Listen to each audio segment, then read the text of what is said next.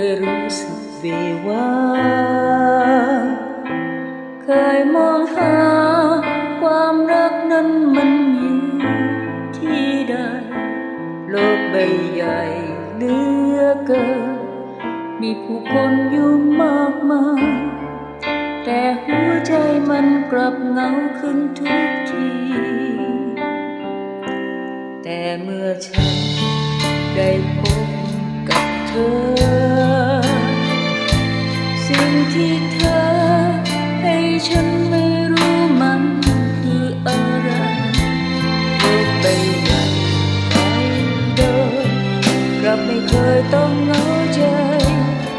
แค่ฉันนั้น